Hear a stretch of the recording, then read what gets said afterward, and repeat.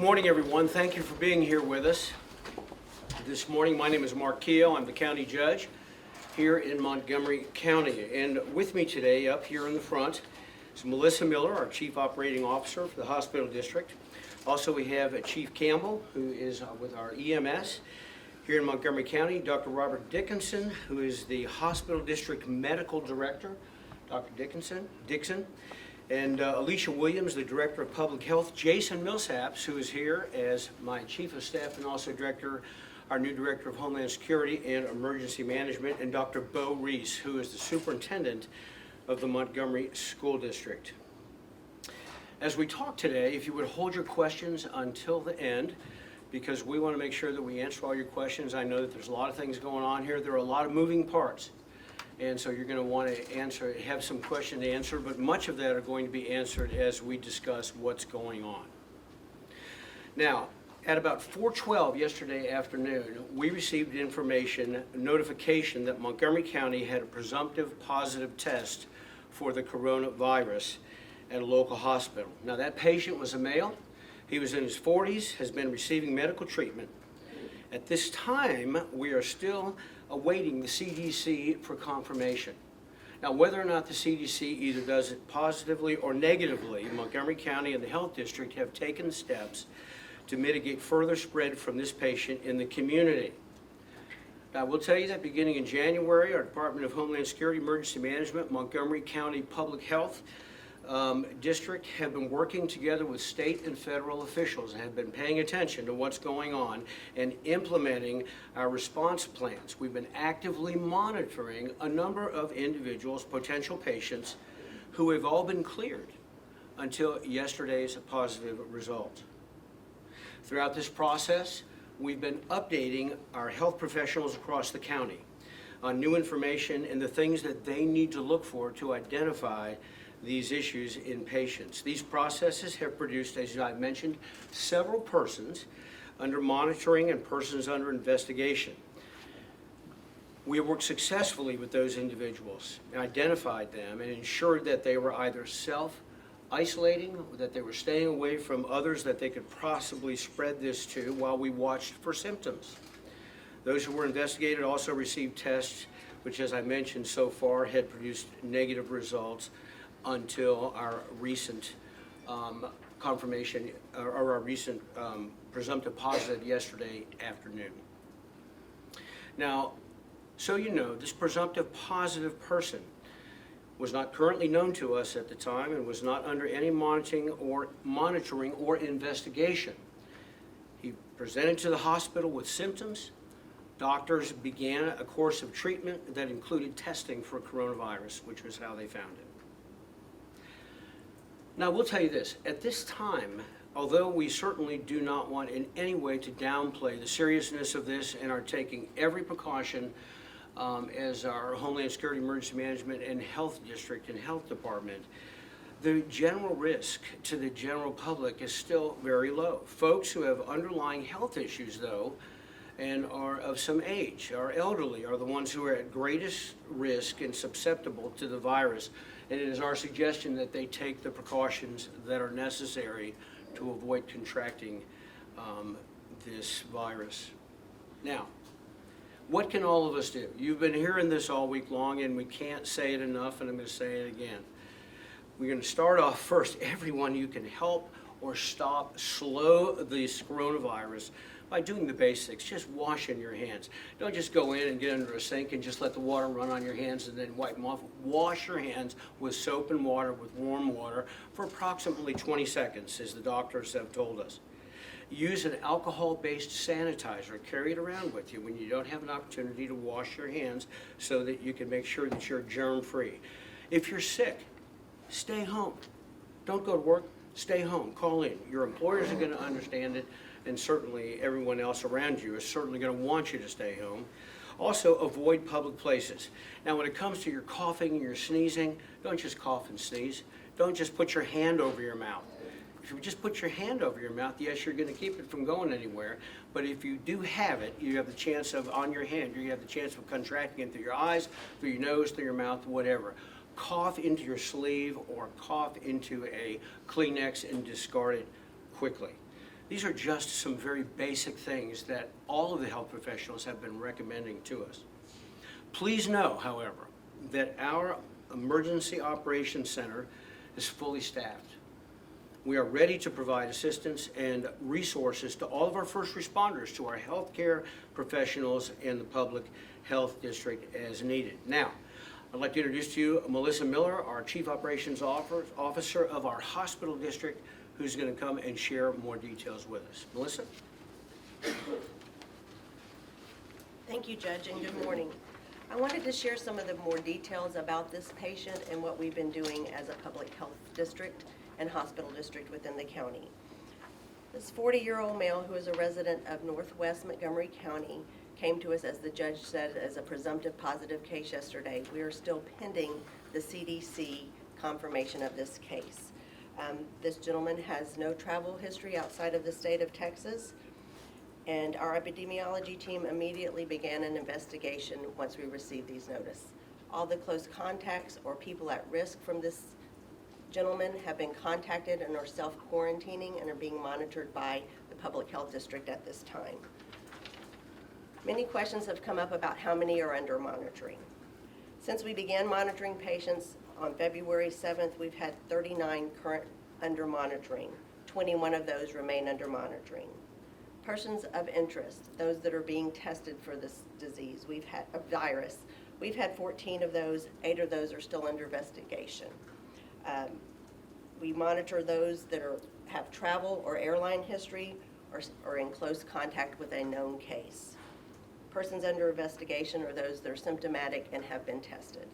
Those are the definitions of those. Montgomery County Public Health District's aim is to keep the public updated with information as allowed through compliance with HIPAA and privacies of the patients.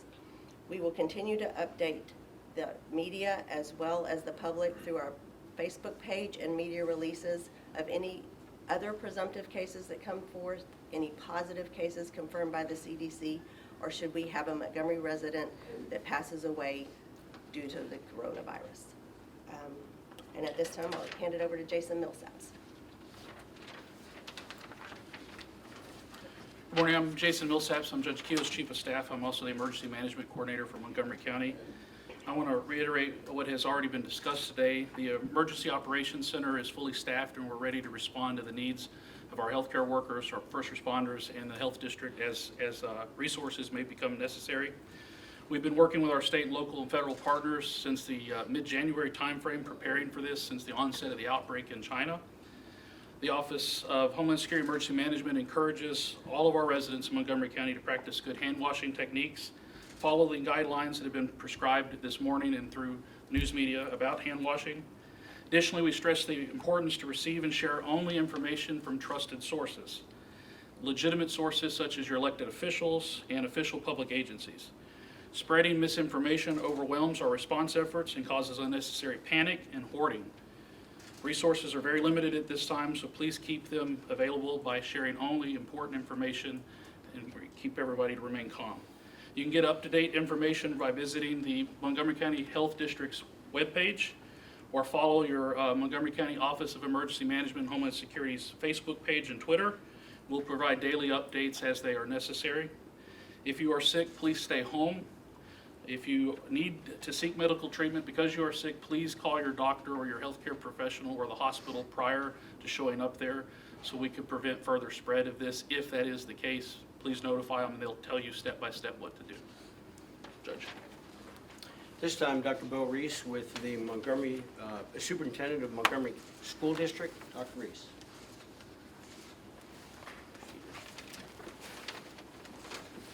Slide down, please. Yeah, thank you. Yes, good morning. Out of an abundance of caution, the Montgomery Independent School District will be closing early for spring break starting tomorrow, which is Thursday, March the 12th, and Friday, March the 13th, for deep cleaning of our campuses and schools. This will move the district's protocol into, again, closing school, as well as canceling travel and events for students, as well as we look at ways that we can protect the safety of our kids and our staff, and ensure that, again, out of an abundance of caution, that we're able to go in and deep clean our schools.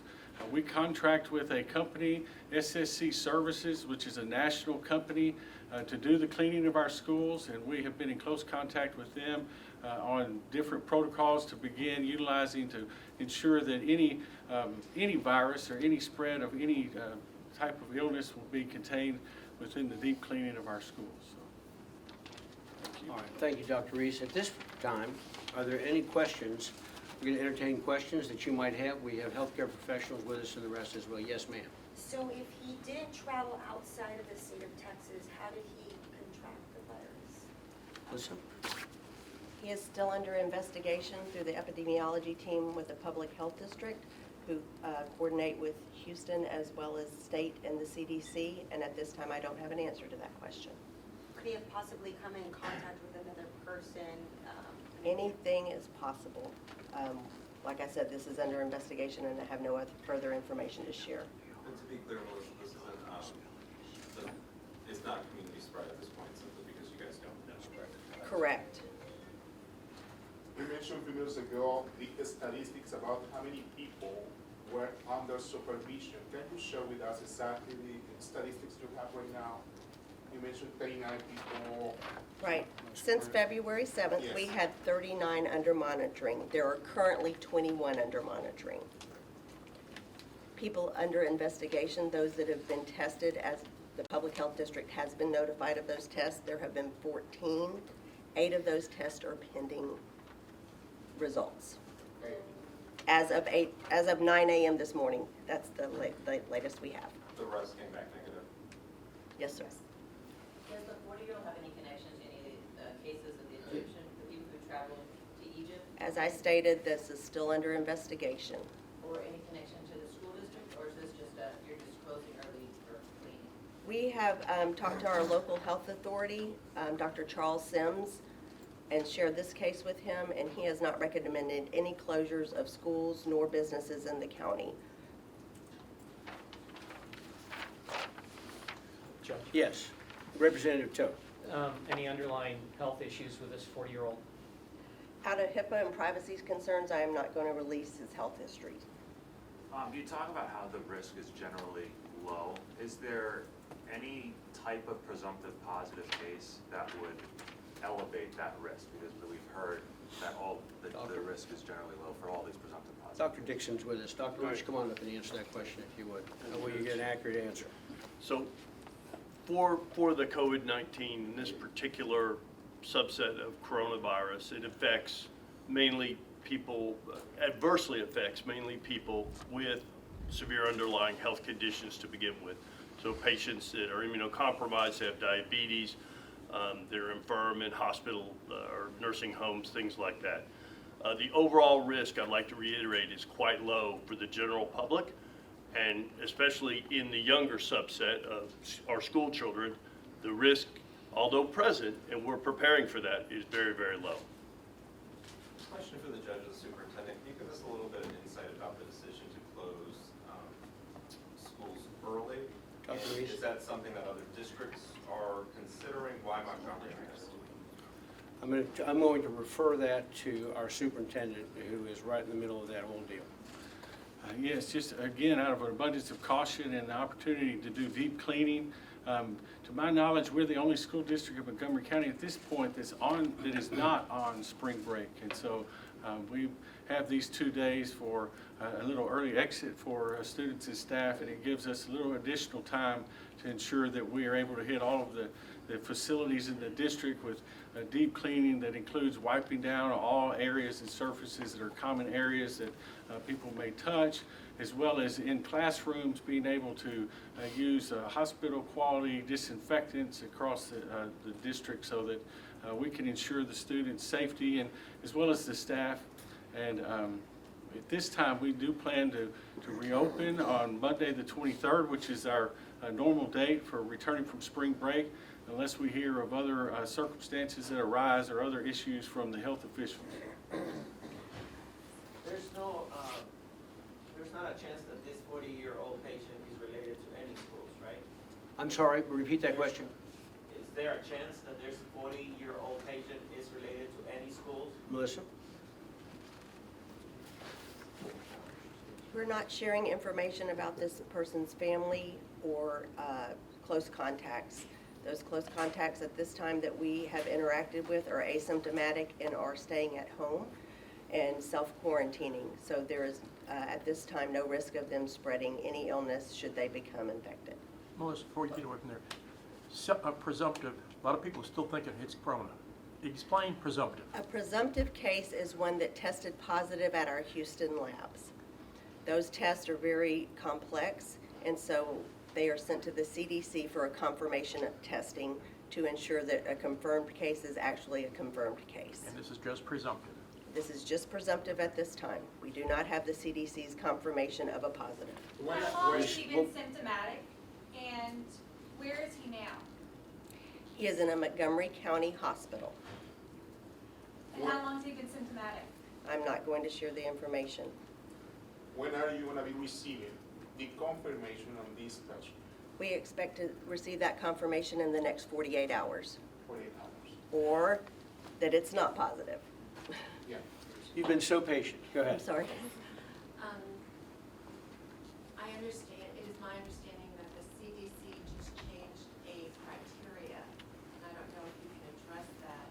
It used to be 60 and over with an underlying condition. It is my understanding that as of yesterday, it is now all those over 60 may be at higher risk. Do you know what, if I'm reading that correctly, do you know what caused that change? I'm going to allow our public health experts to answer that question because they are more readily. Thank you. So we don't know what sparked the change. We just know that with more time and more investigations and more data, there will be changes. And so just like whenever we first started, we had just limited travel to China, then it was mainland China, and then that was expanded. And so as the need increases, the criteria will change. And then in addition to that, it is impossible to find the recommendation by CDC is to hand washing and then use a hand sanitizer when hand washing is not an option.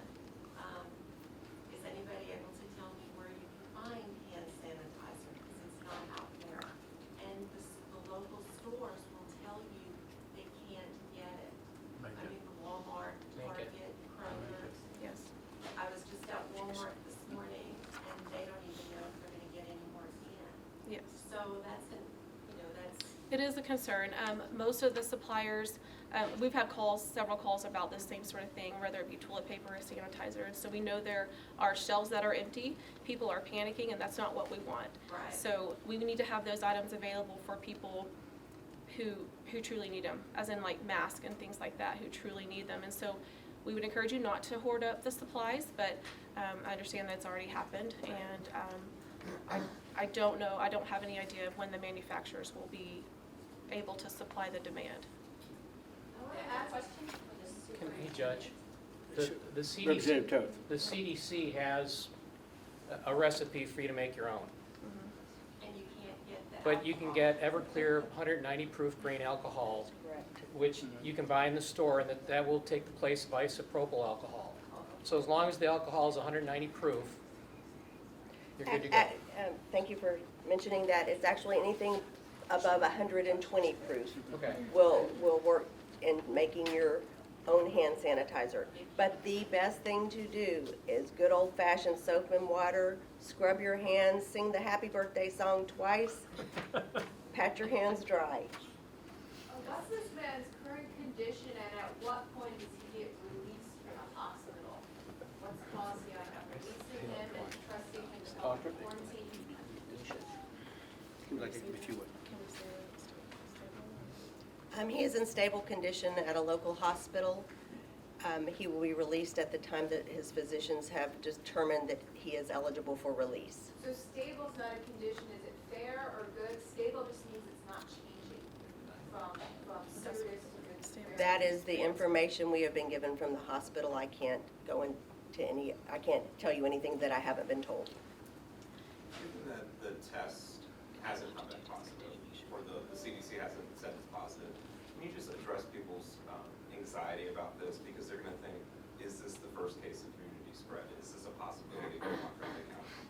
say to people out there who are like, whoa, this makes me feel anxious? If it is positive, it very could likely be the first community spread. And so that's one of the reasons we're waiting to get the confirmation before we release any more information about that. And so in response to your question, I also wanted to say there are discontinuation criteria for him to become out of isolation from the hospital, and he will have to meet that before he's able to be discharged. We have, For the superintendent. I'm sorry, Beth? You have the fair and rodeo coming up. Any concerns about that?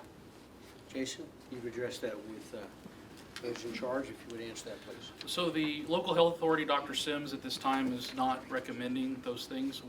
This is a fluid situation, things could change. We are in communication with not only the Fair Association, but Ironman and other events that we have planned in the next 60 days throughout the county. And they are aware, as this is a fluid situation, that we may be bringing updates to them to make those recommendations. But the health authority would make that decision and we would implement it. And at this time, he's not recommending that. You know, to address the issue that you brought up about just putting people to rest, I'm not sure really how to do that, other than the fact of the actual issues that we have told over all this time. We have one presumptive positive. Could that develop into something? Well, of course, any reasonable person could say that. While at the same time, our health officials, we have deferred to the professionals, those who have excellence in this area. We've got the finest health professionals, I believe, across the state of Texas, especially in the development of our medical community, and we are listening close to them, and as Jason has said, we'll implement that. Now, whether or not that gives people any security or a spirit of calm, I'm not sure, but it is something that absolutely, that if we're intellectually honest, we have at some point the requirement we must dial down the emotion on this issue. And that's where all of you come in. You can help us with this. You can either dial this deal up, and in my experience with our press and all of our area in Houston and surrounding areas, you guys are balanced, you're fair. I think that you understand the needs here, and we ask that you cooperate with us in giving accurate information on this and without the desire to just continue to dial it up. And so that's been my experience in the past as we have done this before. I believe it's probably going to happen now. Are there any other questions that we have? Yes. The business that, I guess, wherever he works, are they also being told to quarantine? Are they cleaning the place? What kind of precautions are they taking for this person's job? His employer is aware. He was made aware by the patient himself, and they are taking the precautions necessary to protect their other employees. Are those people being placed in quarantine? Those patients are not, those employees are not at risk based on the contacts he had with them. Only close contacts that would be at risk for developing the infection have been put, the virus have been put under self-monitoring. You've been patient as well. Go ahead. Thank you so much. This is a question for the superintendent. Yes. And possibly something parents might want to know. Dr. We've Reese. seen other school districts that were addressing absences or self-quarantining following spring break. Is there any change to policies that parents should know when students return? Yes, we will be communicating that to parents today with our information going out about closing school and just an abundance of caution. But we are going to work with parents on if they feel like they want to keep their child at home, then we will excuse those absences and work with them to get them the work so they can get that made up. But we do have provisions in place for that, and we're also working at the high school level. We have some incentives for attendance that are tied to exemptions for final exams, and so we're working to remove that just so that students, sometimes they might come to school sick so that they don't have to take their AP biology final. So we want to make sure that we remove any concerns of that nature from our parents and kids. So it'll be excused if they choose to stay home. Yes, ma'am. To clarify, the city of Houston did the first test, not here in Montgomery County, the city of Houston? That's correct. Yes. I don't know if you are able to respond this. We have many presumptive cases on Montgomery, Corbin, County, Harris County, and now we do. So according to the CDC, it just takes 48 to 72 hours. But we didn't have any response yet about the presumptive cases. So do we know why? No, we did, that's a function of the CDC and when they get the information back to us. As you can imagine, given the volume across the nation, especially being accelerated in some areas, but I will tell you they are on it, and we're in contact with our Department of Health Services here in Texas, who's also in touch with them, as we are as well. So we're on it, and as soon as we get it, our commitment is to let you know, just like today, that we had committed before, that as soon as we get a presumptive positive, we will let the community know. That's exactly what we're doing today. Thank you. Yes, sir. And just to be 100% clear, those 21 people currently under monitoring, are they directly related to this one presumptive positive case, or these people were under monitoring before? These are people that have been under monitoring before and some that have been in close contact with him. Jason, if you would. To add to the question earlier about the presumptive positive in the CDC, while we're waiting on that CDC confirmation, there's a reason why the protocol calls for this isolation. We treat this as a confirmed case even though it's not confirmed, because we can't wait the 48 to 72 hours and then hope that it spreads. We got to shut them down, isolate them, and start making contact with everyone they've come in contact with to do the same to them as well. So as we progress, if we have additional confirmation, or excuse me, presumptive positives, we'll treat them the same way as while we're waiting on the CDC confirmation. So that's our local protocol that's been in place for some time. Yes. Doctor. Judge, I think it would be good to put in perspective that not every respiratory illness or pneumonia that's erupting this season is going to be the novel coronavirus, COVID-19. That we're facing an epidemic of flu, and it is targeting young people this season, whereas coronavirus is targeting over 60, over 65 and more. So we need to keep that in perspective when it comes to focusing on closing down or canceling any kind of work or school or conferences, events, etc. Because we really should keep that in perspective. This is a terrible flu season, and it is hurting young people and causing deaths in that younger population.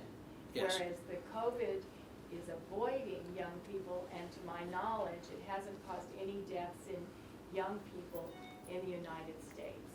It's a great point, Dr. Gibbs. We appreciate it so much.